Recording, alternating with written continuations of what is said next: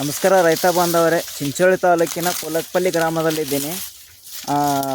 ನಾನು ಚಿಂಚೋಳಿ ತಾಲೂಕು ಪ್ರತಿನಿಧಿಯಾಗಿ ಸುಮಾರು 4 ವರ್ಷದಿಂದ ಕೆಲಸ ಮಾಡ್ತಾಯಿದ್ದೀನಿ. ಇವ್ರದ್ದೊಂದು ರೆಗ್ಪಿಟ್ಟದಲ್ಲಿ ಸಾವಯವ ಕೃಷಿ ಪದ್ಧತಿ ಅಳವಡಿಸ್ಕೊಂಡು ನಮ್ಮ ಡಾಕ್ಟರ್ ಸರ್ ಬೆಳೀತಾ ಇದ್ದರು. ಅದನ್ನು ನಾನು ಒಂದು ವಿಡಿಯೋ ಮಾಡಿದ್ದೀನಿ. ಇದು ಎರಡನೇದು ನಮ್ಮ doctor sir sugar cane special ಒಂದೇ ಕೊಟ್ಟಿದ್ದಾರೆ.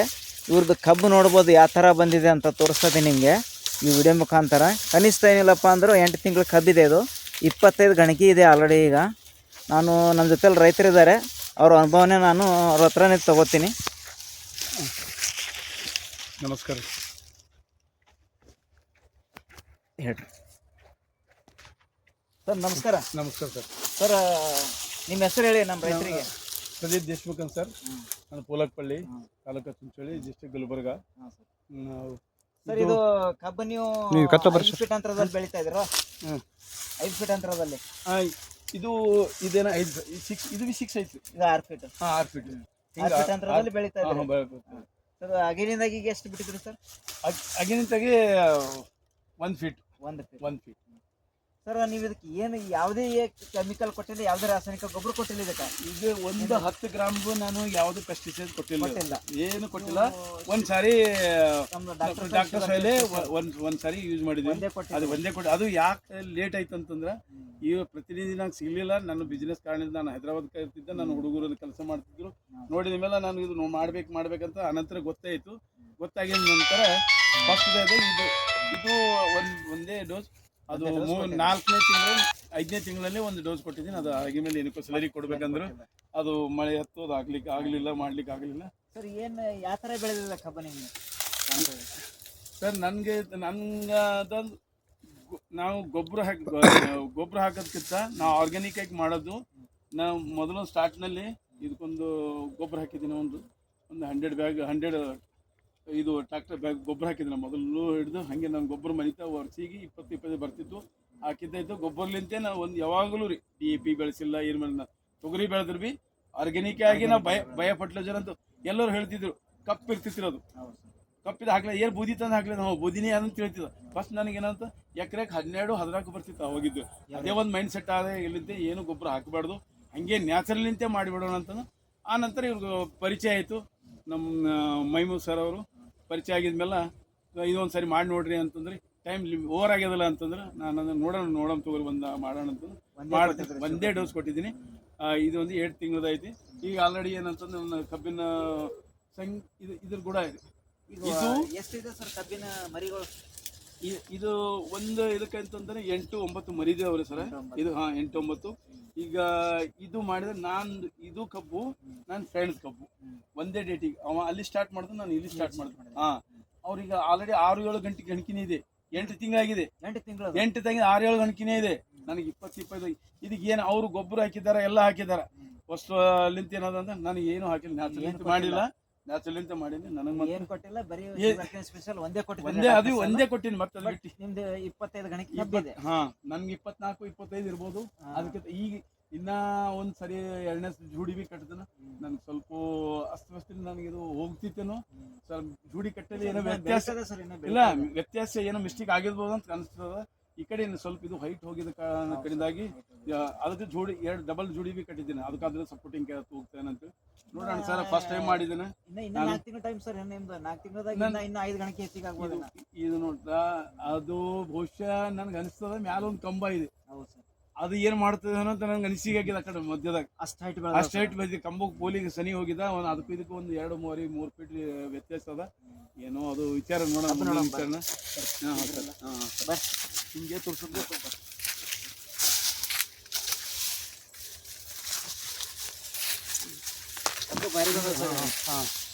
ಇದು ನೋಡಿ ಸರ್. ಇದು ನಾನು ಕಬ್ಬು ಏನದ ಇಲ್ಲಿ ನೆರೆ ಊರು ಯಾವುದೋ ಒಂದು ಹೊಸಳ್ಳಿ ಅಂತ. ನಾವು ಶುಗರ್ ಇದು ಫ್ಯಾಕ್ಟ್ರಿದವ್ರಿಗೆ ಹೇಳಿದನ ನಮ್ಮಲ್ಲಿ ಇಲ್ಲಿ ಕಬ್ಬು ಐತ್ರಿ ಸರ್, ನಮ್ದು ಬಿಜಾಪುರ ಸರ್ಕಲ್.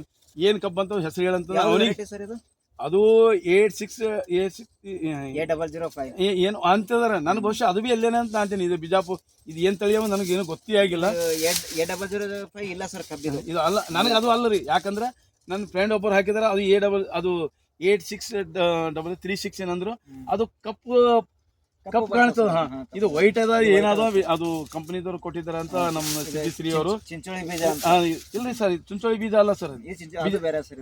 ಇದು ಬಿಜಾಪುರ್ಲಿಂದ ತಂದಿದ್ದದ. ಅವರು ಡೆಮೋಸ್ ಎಲ್ಲ ಕೊಟ್ಟಿದ್ರಂತ. ಅದೇ ನಾ ತಂದು ಅವರು ಒಂದು 4 ಹಾಕಿದ್ರಿ.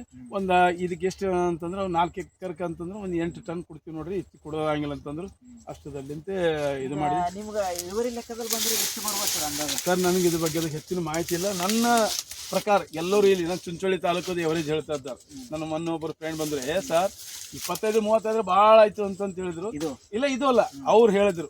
ನನಗೆ ಹೆಚ್ಚಿನ ತೆಗಿಬೇಕಂತ ಉದ್ದೇಶದಿಂದಾಗಿ ಸಾವಯವ ಕೃಷಿ ನಂಬಿ ಹೋಗಿದ್ದೀನಿ.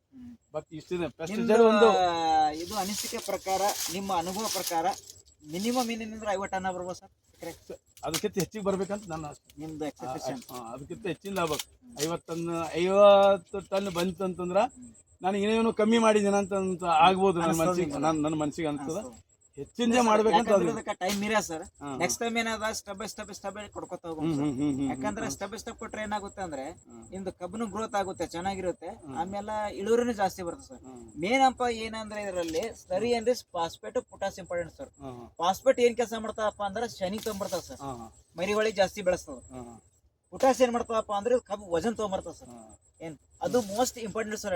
ಅದು ಸ್ಟಾರ್ಟ್ ಬೇಸ್ ನಲ್ಲಿ ಇದ್ರೆ ಅದು up to 15 days 20 days 1 month start base step by step gap ಅಲ್ಲಿ ಕೊಡ್ಕೋತಾ ಇರ್ಬೇಕಲ್ಲ ಸರ್. ಬರ್ಬೋದಿತ್ತು ಆ ತರ ಬರ್ತದೆ ಸರ್ ಕೊಟ್ರೆ ಮುಂದೆ. ಈಗ ಆಗಿದೆ ಸರ್, ಮೀರಿದೆ. ಮೀರಿದೆ ಅಂದ್ರೆ ನನಗೆ ನನ್ನ ನೆಮ್ಮದಿ ಐತಿ. ಇದು ಈಗ ನೋಡಿ ಸರ್, ಇದಕ್ಕೇನು ಈ ನೋಡಿ ಸರ್, ಹಾ ಸರ್, ಇದು ಆಯ್ತೆ ನನ್ಗ. ಇದು ಒಂದು ವಾಸನೆ ನೋಡಿದ್ರೆ ಇಲ್ಲ ಸರ್. ಎಲ್ಲಕ್ಕಿಂತ ಇಂಪಾರ್ಟೆಂಟ್ ಅಪ್ಪ ಅಂದ್ರೆ, ಎಲ್ಲಕ್ಕಿಂತ ಬಹಳ ಮೋಸ್ಟ್ ಇಂಪಾರ್ಟೆಂಟ್ ಅಪ್ಪ ಅಂದ್ರೆ ನಮ್ಮ ಭೂಮಿ ಸರ್. ಇದು ಉಳಿಸ್ಕೊಂಬದ ನಮ್ಗೆ. ಏನ್ ಇದು ಉಳಿಸ್ಬೇಕಾಯ್ತಂದ್ರೆ ನಾವು ರಾಸಾಯನಿಕ ಗೊಬ್ಬರ ಹೋಗ್ಬೇಡ. ಇದು ಉಳಿಸ್ಬೇಕಾಯ್ತಂದ್ರೆ ಈಗ ರಾಸಾಯನಿಕ ಗೊಬ್ಬರದಲ್ಲಿ ಈ ತರ ಆಗಲ್ರಿ ಭೂಮಿ. ಇದು ಈಗ ನಾವು ಹಿಂಗ್ ಮಾಡಿದ್ರು ಈಗ ಸಕ್ಕರೆ ಅಪ್ಲೆ ಬೀಳತ್ತದ. ಅದೇನತ್ತದ ಅಂದ್ರೆ ಪೂರಾ ಗಟ್ಟಿ ಆಗ್ತದ್ರಿ. ಅದು ಹಿಂಗ್ ಕೆದರ್ಲಕ್ಕೆ ಬರಲ್ಲ. ಅದು ಈಗ ನೋಡಿ ಎಷ್ಟು ಸ್ಮೂತ್ ಐತಿ. ಈಗ ಐತಿ ಕೈ ಹಾಕಿದ್ರೆ ಬರತ್ತದ. ಆಮೇಲೆ ಏನದ ಮಳಿ ಬಂದ್ರೆ ಆ ತರ ವಾಸನೆ ಬರ್ತಾವ ನೋಡ್ರಿ, ಸುಗಂಧ ವಾಸನೆ ನೋಡ್ರಿ. ಆ ತರ ವಾಸನ ನೋಡ್ರಿ. ಯಾಕಂದ್ರೆ ನ್ಯಾಚುರಲ್ ಆಗಿ ಬೆಳೆಯಲತ್ತಾರ. ಇದಕ್ಕ ಯಾವ್ದೇ ತರದ ರಾಸಾಯನಿಕ ಗೊಬ್ಬರ ಹಾಕಿಲ್ಲ ಇವ್ರು, 1 ಗ್ರಾಮ್ ಬಿ ಹಾಕಿಲ್ಲ ನಾವು. ಹಾಗಾಗಿ ಇವ್ರ ಭೂಮಿಯಲ್ಲಿ ರೋಗ ನಿರೋಧಕ ಶಕ್ತಿ, ಆಮೇಲೆ ಭೂಮಿ ಫಲವತ್ತತೆ ಬಂದ್ಬಿಟ್ಟದ್ರಿ. ಈಗ ಹಿಂಗೆ ನೆಕ್ಸ್ಟ್ ಹಿಂಗೆ ಬೆಳ್ಕೊತಾ ಹೋದ್ರಪ್ಪ ಅಂದ್ರೆ ಭೂಮಿ ಇನ್ನೂ ಜಾಸ್ತಿ ಇನ್ನ ಫಲವತ್ತತೆ. ಎಲ್ಲಾ ರೈತರು ನನ್ನ ಅನಿಸಿಕೆ ಏನಂತಂದ್ರೆ, ಎಲ್ಲಾ ರೈತರು ನಾವು ಸಾವಯವ ಕೃಷಿದಾಗ ಹೋದ್ವಿ ಅಂದ್ರೆ ನಮ್ಮ ಭೂಮಿ ಫಲವತ್ತತೆ ಉಳಿತದ. ನಮ್ಮ ಮುಂದಿನ ಪೀಳಿಗೆಗೂ ನಾವು ಮಾರ್ಗದರ್ಶನ. ಇಲ್ಲೋದ್ರೆ ನನ್ನ ಫ್ರೆಂಡ್ಸ್ ಶಾಪುರ್ ಸುರ್ಪುರಲ್ಲಿ ನನ್ನ ಫ್ರೆಂಡ್ಸ್ ಇದಾರ, ಅಲ್ಲಿ ಹತ್ತಿ ಹಾಕಿ ಅದು ಗೊಬ್ಬರ ಹಾಕಿ ಅವ್ರು ನೋಡಿದ್ರೆ ಸೋಳು ಹೊಡೆದು ಹೋಗಿದ್ದ ಭೂಮಿ. ಅದು ನಾನು ಅದೇ ಒಂದು ಉದ್ದೇಶದಿಂದ ಒಂದು 8 ವರ್ಷದಿಂದ ಹೋಗಿದ್ದೆ ನಾನು ಅಲ್ಲಿ. ಅವರು ಆಂಧ್ರ ರೈತರು ಹಾಕಿದಂತ ಗೊಬ್ಬರ ನೋಡಿದ್ರೆ ನಮ್ಗೆ ಬಹಳ ಪರೇಶಾನ್ ಆಗ್ತದ. ಅವ್ರು ಇಳುವರಿ ಬರ್ಬೋದು, ನಮ್ದು ಭೂಮಿ ನಮ್ ಸುಲೇಪಡದಲ್ಲಿ ಹಾಕ್ತಿದಾರ ಸರ್. ತಂದು ಸುರಿತಾ ಇದಾರೆ ಚೀಲಗಟ್ಲೆ. ಬಟ್ ಅವ್ರು ಇಳುವರಿ ತೆಗೆದೆ ಅದೇ 40, 35, 30 ಅಷ್ಟೇ. ಅದಕ್ಕಿಂತ ಮ್ಯಾಗ ಹೋಗಿಲ್ಲ ಸರ್ ಅವ್ರು. ಅದೇ ಮತ್ತೊಂದ್ ಏನಂತಂದ್ರೆ ಏನಿಲ್ಲಪ್ಪ ಅಂದ್ರೆ ಅವರು 50ರಿಂದ 60 ಸಾವಿರ ರೂಪಾಯಿ ಖರ್ಚು ಮಾಡ್ತಾರ ಸರ್. ಮತ್ತೊಂದ್ ಸರ್, ಇಲ್ಲಿ ನಾವು ಏನೇ ಗೊಬ್ಬರ ತರ್ಲಿಕ್ಕೆ ಹೋದೇವಂತರ ಸಾಲುಗಟ್ಟಿ ನಿಂದ್ರಬೇಕು ಮಾಡ್ಬೇಕು. ನನಗೆ ಯಾವ ಸಾಲು ಇಲ್ಲ, ಏನಿಲ್ಲ. ನಾನು ವ್ಯವಹಾರ ಮಾಡ್ತಾ ಇದ್ದೀನಿ. ಹೈದರಾಬಾದ್ಗೆ ನನ್ನ ಕಾರ್ಬಾರ್ ಐತಿ, ಬಟ್ಟೆ ಅಂಗಡಿ ಐತಿ. ಅಲ್ಲಿಂದ ಬರ್ತೀನಿ. ವೀಕ್ಲಿಗೆ 2 ವೀಕ್ ಬಂದು ನೋಡ್ತಾ ಹೋಗ್ತಾ ಇರ್ತಿದ್ದೀನಿ. ನನಗೂ ಏನಂತ ಮಾಡುವಂತ ಕೆಲಸ ಸರಿಯಾಗಿ ಸಿಕ್ಕಿದ್ದಾರೆ. ಏನೋ ನಾನು ಇದಕ್ಕೊಂದು ಪೈಸಾ ಬಿ ಗೊಬ್ಬರ ಏನೋ ಹಾರ್ಡ್ ಲೇಬರ್ ಖರ್ಚು ಮಾಡಿದ್ವು ಅದೇ. ಈಗ ನಮ್ದು ಏನದ ಅಂತಂದ್ರೆ ಭೂಮಿ ನಾವು ನೀಟ್ ಇಟ್ಕೊಂಡೇವ ಅಂತಂದ್ರೆ ಆಟೋಮೆಟಿಕ್ ಆಗಿ ಹೇಳಿದ್ರು ಕೆಲವರು, ಆ ಎಣ್ಣೆ ಹೊಡಿಬೇಕ್ರಿ, ಈ ಎಣ್ಣೆ ಹುಳಿ. ಅದು ನಾನು ಕಳೆನಾಶಕವೂ ಮುಟ್ಟಿಲ್ಲ, ಏನು ಮುಟ್ಟಿಲ್ಲ. ಅರ್ಧಾಗ ಒಂದು ಆರ್ಗ್ಯಾನಿಕ್ ಅದು ಒಂದು ಯಾರೋ ನಮ್ಮ ಫ್ರೆಂಡ್ ಕೊಟ್ಟಿದ್ರು, ಅಲ್ಲಿ ಒಂದು ತಂದಿದ್ದ. ಅದು ಹೊಡೆದ ನಂತರ ಏನೂ ಇಲ್ಲ ನನ್ಗೆ. ಇದು ಸಪ್ಪಿ ಆಗಲಿ ಮುಂದಾಗಲಿ ಅದು ಒಳ್ಳೆ ಸುಲಭವಾದಾಗಿತ್ತು. ನಾನು ಅದು ನಂಗೆ ಸುಳ್ಯ ಕಾಡಿನ ಬಿಟ್ಟಿದ್ದೀನಿ. ಅಂದ್ರೆ ನಿಮ್ಗ ಸಾವಯವ ಕೃಷಿ ಪದ್ಧತಿ ತಿಳಿಸ್ಕೊಂಡು ನಮ್ದು ಡಾಕ್ಟರ್ಸ್ ಎಲ್ಲ ಏನ್ ಜೈವಿಕ ಉತ್ಪನ್ನ ಏನ್ ಮಾಡ್ತಾ ಇದ್ರಲ್ಲ, ಅದರಿಂದ ನಿಮ್ಗೆ ಸಂತೃಪ್ತಿ ಇದೆ ಸರ್? ಸಂತೃಪ್ತಿ ಇದೆ ಸರ್, 100% ಸರ್.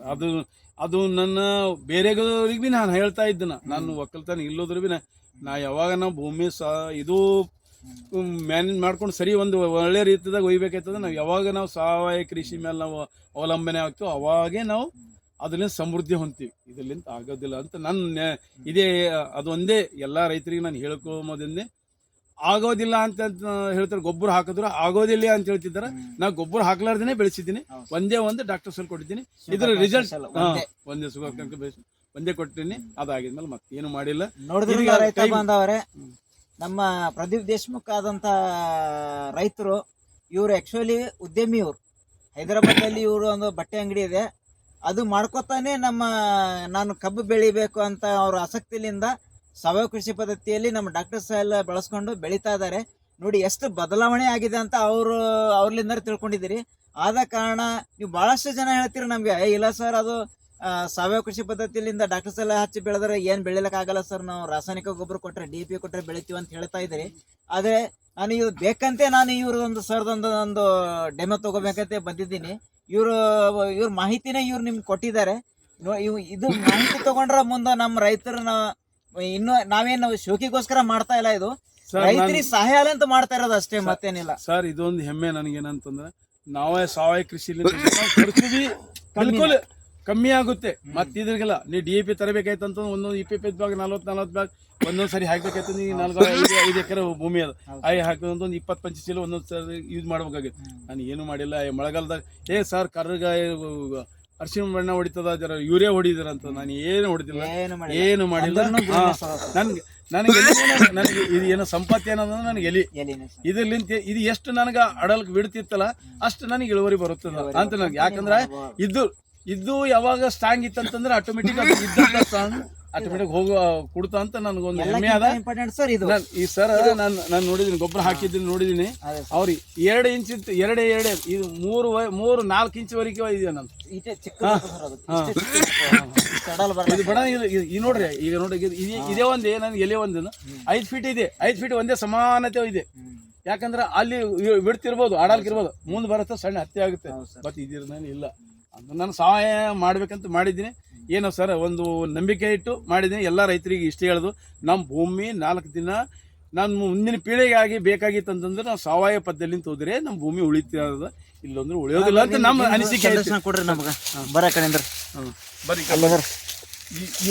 ಇವ್ರು ಸರ್ ಇವರು ಹಿಂಗೆ ಖಾಲಿ ಕೂಡ್ತಾ ಇದ್ರು. ಏನಿಲ್ಲಪ್ಪ ನನ್ ಜರ ನೋಡ್ಕೊತಾ ಇರೋ ಅಂತಂದ್ರೆ ಅವ್ರು ಇದಕ್ಕ ಕಷ್ಟ ಬಹಳ ಇದೆ, ಅವರೇ ನೋಡ್ಕೊತಾ ಇದಾರೆ. ಇವರೇ ಮ್ಯಾನೇಜ್ ಮಾಡ್ತಾ ಇರ್ತಾರ, ನೋಡ್ತಾರ. ಏನೋ ಒಂದು ಯಾವಾಗೋ ಹೆಂಗೋ ಅನಾವಶ್ಯಕ ಸಿಕ್ಕಿದಾಗಿದೆ. ಅದಕ್ಕಾಗಿ ಅವ್ರಿಗೆ ಒಂದು ಶ್ರಮ ಇದೆ, ಇಲ್ಲ ಅಂತ ಇದಿಲ್ಲ. ಎಲ್ಲರೂ ರೈತ ನಮ್ಗೆ ಹೆಂಗ ಅನ್ಸದ್ರಿ ಕಬ್ಬಿದು? ನಿಮ್ಗೆ ಹೆಂಗ್ ಕಾಣ್ತದ? ನೀವು ಅಲ್ಲಿ ಈಗ ಬೇರೆ ಸಾಲ ನೋಡ್ತಿರಲ್ಲ ಕಬ್ಬು, ನೀವು ಆ ಕಬ್ಬಿಗೆ ಈ ಕಬ್ಬಿಗೆ ಏನು ವ್ಯತ್ಯಾಸ ಅದ? ಭಾಳ ವ್ಯತ್ಯಾಸ ಅದ. ಏನೇನು ವ್ಯತ್ಯಾಸ ಅದ ರೀ? ಇದು ಕಬ್ಬು ಬೇರೆ ಸರ್. ಆ ಕಬ್ಬು ಇಷ್ಟು ಬೆಳೆದಿಲ್ಲ. 8 ತಿಂಗಳ ಕಬ್ಬು ಇಷ್ಟು ಬೆಳೆದಿಲ್ಲ. 20-26 ಗಣಕ್ಕೆ ಬಂದಿಲ್ಲ ಅದು. ಇದಕ್ಕಿಂತ ನಡ್ಬರಕ್ ಹೋದ್ರೆ 30 ಗಣಕ್ಕೆ ಅದ ಸರ್. 30 ಅವಲ್ರಿ? 30 ಅದಾವ.